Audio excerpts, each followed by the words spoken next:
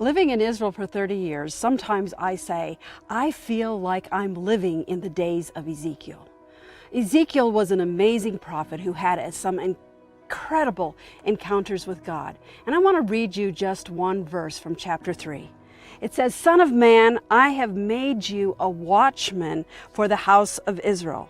Therefore, hear a word from my mouth and give them warning from me." Now this verse is something that would have made absolute sense to ancient Israelis. But what does it mean to us today? And I want to talk to you a little bit today about watchmen and watchtowers.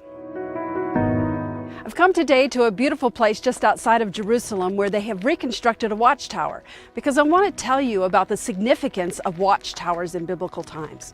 You see, in the Bible times, they didn't have grocery stores. You couldn't just go out and get your groceries and pay for them at a till. You had to grow your food, or you had to trade with other people who had grown the food.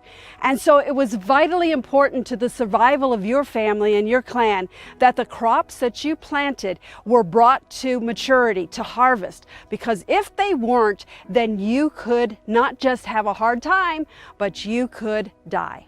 This is a reconstruction of an ancient watchtower. You would have seen these in every field, in every farm, because someone had to stop what they were doing during the whole time of the growing season to be in the field and make sure that the crops were not hurt in any way. So let's climb up and see what we can see from up here. From up in the watchtower, see it's round. You can see all the way around to make sure that no animals are getting into the crops, that nobody is coming to steal your crops, that, God forbid, armies or enemies would be coming to destroy your crops, because it was important for the survival of your family. Now, so what does it mean when God says to Ezekiel, I'm making you a watchman. You need to watch out. You need to say my words to the whole house of Israel. What it meant was there's dangers. You need to be the warning call. You need to be able to tell the people of Israel, this is what's coming and this is what the results are from this action or that action. So God called Ezekiel to be a watchman.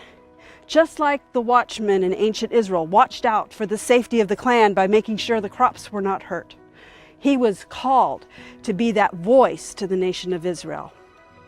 Now, there is another way that you can be a watchman.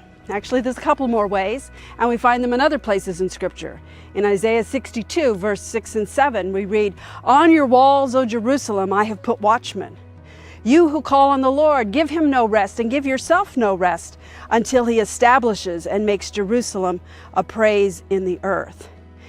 In the case of a city, there were also watchmen. They walked the walls. They watched to make sure that no enemies were coming against the city. They were responsible to give the call if they saw a danger, so that all the men of the city could rush to defend the city and the family and the tribe.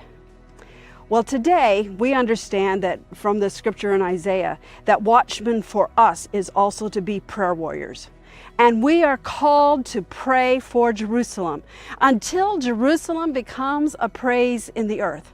Now, I read newspapers all over the world when I travel, and I can tell you right now that it hasn't happened yet. Everywhere around the world, they are not praising Jerusalem. They're not saying, what a wonderful place that is. Look what God is doing there. So we, as God's people, as his followers, we have a job. We have a job to call on the Lord, to remind him of his promises, to intercede for Israel and Jerusalem.